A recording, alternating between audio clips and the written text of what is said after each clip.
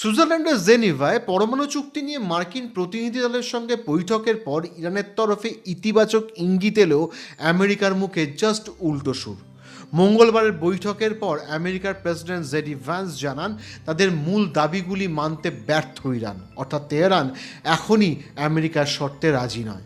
Iran জানিয়েছিল তারা আমেরিকার সঙ্গে চুক্তি নিয়ে সমঝোতা করতে রাজি, কিন্তু একটি শর্তে। তার মতে আমেরিকা যদি ইরানের ওপর চাপানো নিষেধাজ্ঞা প্রত্যাহার করে নেয় তবে এ বিষয়ে চিন্তাভাবনা চলতেই পারে।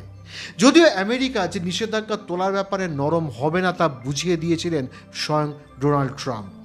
জেনিভার বৈঠকের আগে ইরানকে হুঁশিয়ারি দিয়ে বলেছিলেন তেহরান কোনো চুক্তিতে পৌঁছতে ব্যর্থ হলে তার পরিণাম কিন্তু ভয়ঙ্কর হবে।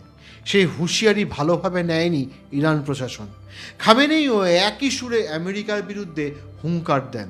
একদিকে আলোচনা, অন্যদিকে সামরিক অভিযানের হুঁশিয়ারি, দুইয়ে মিলে তপ্ত ইরান আমেরিকার সম্পর্ক।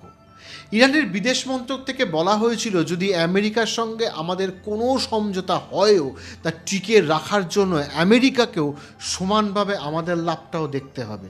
যে সমস্ত ক্ষেত্র আমাদের জন্য অর্থনৈতিক সমৃদ্ধির সুযোগ তৈরি করে সেখানে সুযোগ দিতে হবে। এরপরই তিনি জানিয়ে দেন জ্বালানি, খনি সহ বিভিন্ন বিষয়ে সমঝোতার আলোচনায় উঠে আসবে।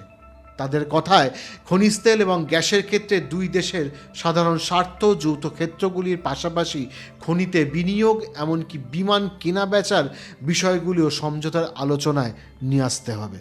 এই সব কিছু বিবেচনা করে আমেরিকার প্রেসিডেন্ট যদিও বা তাদের সপ্তাহ দুয়েক টাইম দিয়েছে ইরানকে, কিন্তু ভাবগতিক দেখে মনে হচ্ছে না 2 সপ্তাহ আমেরিকা ওয়েট করবে।